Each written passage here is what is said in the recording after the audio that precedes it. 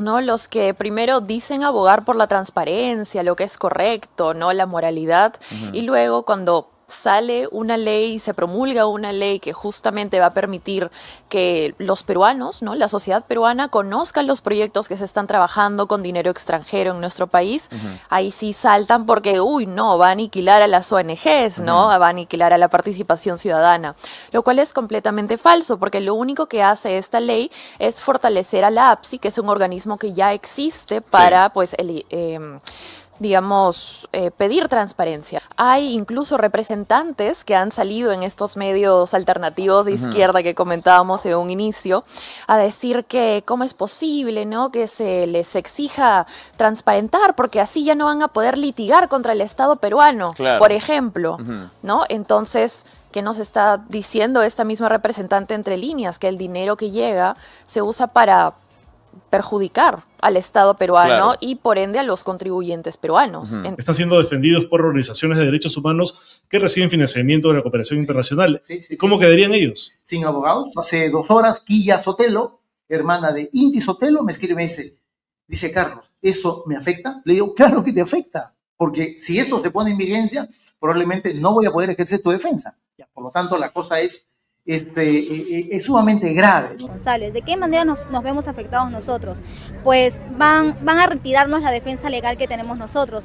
Muy bien saben que nos defiende una ONG, que viene a ser IDL, representado por el doctor Carlos Rivera. En todo caso, esta ley impediría que nosotros tengamos acceso a este abogado. Lo que nos va a exigir es que paguemos un abogado. Nosotros, ¿de dónde vamos a sacar los recursos para pagar un abogado que también tenga experiencia en estos temas, que son justamente una denuncia contra el Estado lo que se está haciendo? Nadie debe temer a la transparencia. Nadie debe sentirse aludido o afectado cuando el objetivo de una norma es proteger el interés general y asegurar que cada sol, cada dólar, cada euro que llega al Perú en nombre de la cooperación internacional cumpla con los objetivos y las propuestas que hicieron posible el apoyo de organismos interesados en mejorar la vida de nuestra gente.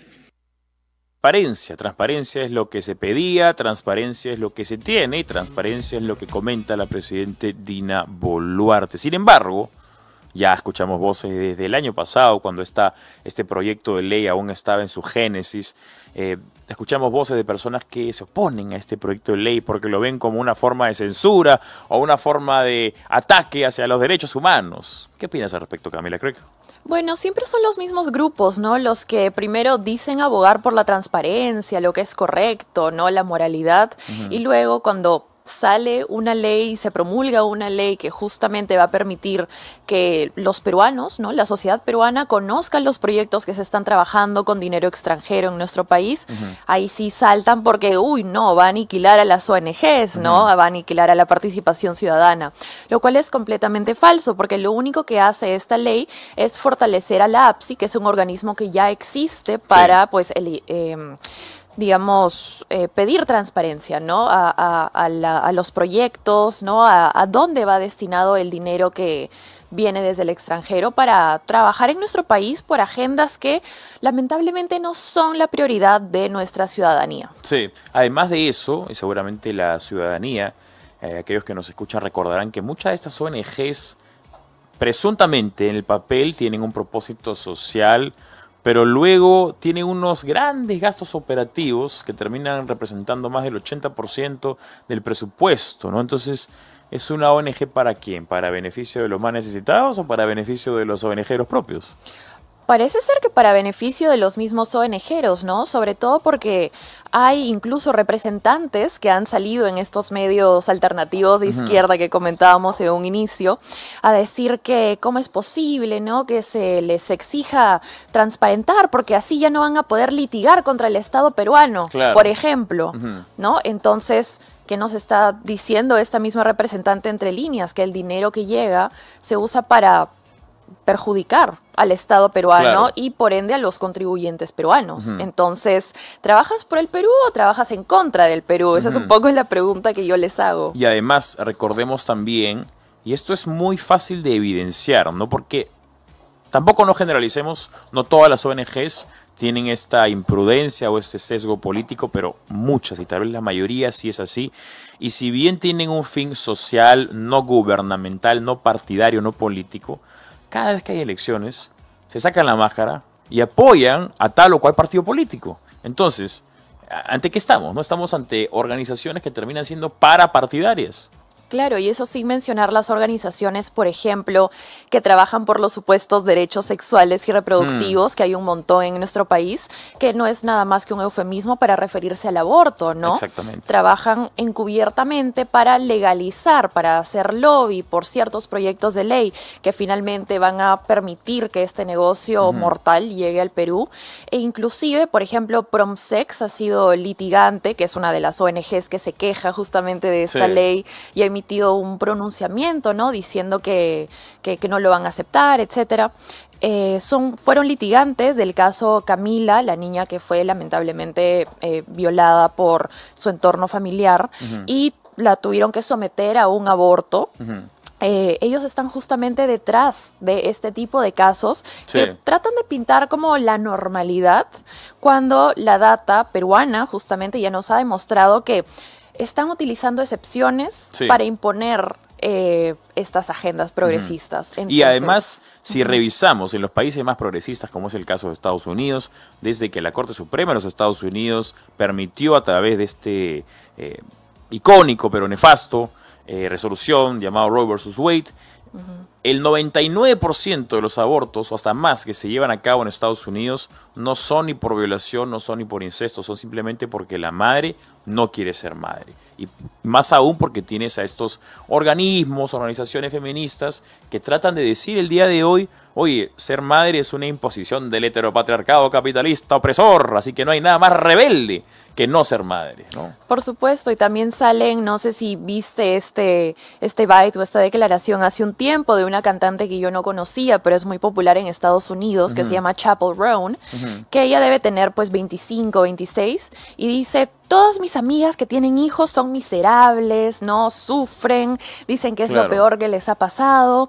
Y contrariamente a lo que podíamos ver hace unos años, muchas influencers de derechas, de estilo de vida, más como Tradwives, etcétera, salieron a decirle: oye, estás muy equivocada, ¿no? De hecho, tú no vas a venirme a mí a decir que ser madre es lo peor que me puede pasar. Exactamente, ¿no? Aparte, bueno, estas estrellas del rock o del pop muchas veces también sucumben a tentaciones de vicios, así que ¿por qué serían ellas mismas los ejemplos a seguir de cómo es que una mujer o una persona debe vivir su vida, ¿no? Además, también volviendo a las ONGs, es curioso cómo presuntamente hablan de los derechos sexuales y reproductivos de las mujeres y de las niñas, ojo, derechos sexuales de las niñas, esto sale expresamente.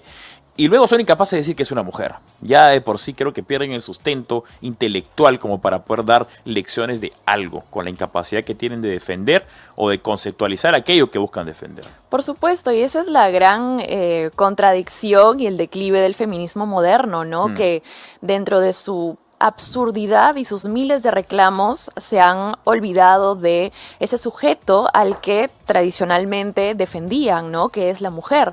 No les importa si, por ejemplo, las niñas del campo tienen productos para la salud menstrual, por ejemplo, para poder ir al colegio o para poder caminar los tantos kilómetros que tienen que caminar. No les importa si las niñas tienen agua, pero sí les importa que tengan relaciones sexuales placenteras. Exactamente. ¿De qué prioridades estamos hablando? ¿De qué prioridades estamos hablando? ¿No? ¿De qué perversión estamos hablando? ¿Por qué por qué niños deberían tener esta información a tan corta edad?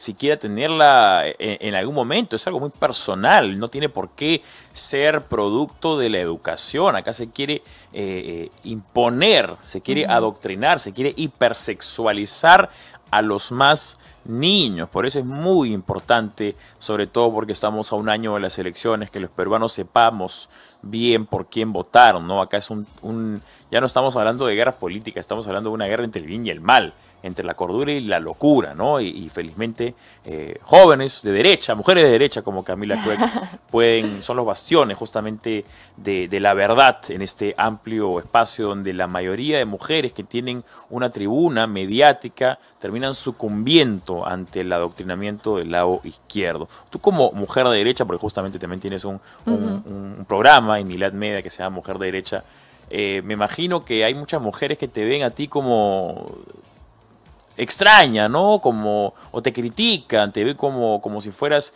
lo opuesto al idealismo de lo que quiere construir la mujer feminista. Por supuesto, yo he descubierto en esta aventura periodística que no hay nada más hostil que una feminista criticando a una mujer que se opone a sus falsos ideales.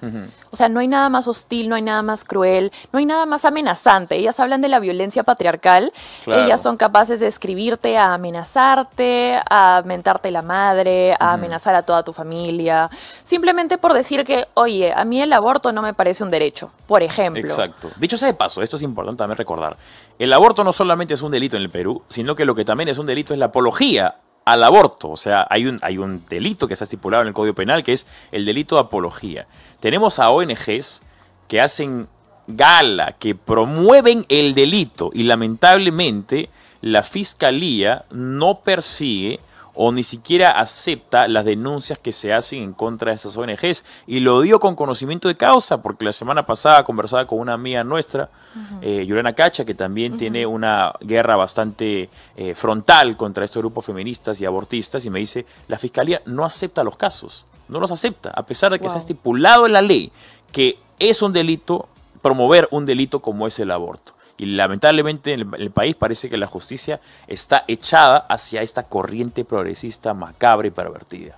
Lamentablemente, sí, y yo creo que justamente, ¿no? La gente que sale a marchar, que pide seguridad ciudadana, que le pide cosas al Congreso, ok, perfecto, pero también debería salir a marchar al Poder Judicial y a la Fiscalía, que es justamente la que libera a los violadores, la que no persigue a los verdaderos criminales, incluyendo a los apologistas del aborto, que el aborto es un delito, como bien lo has mencionado. Sí, definitivamente, ¿no?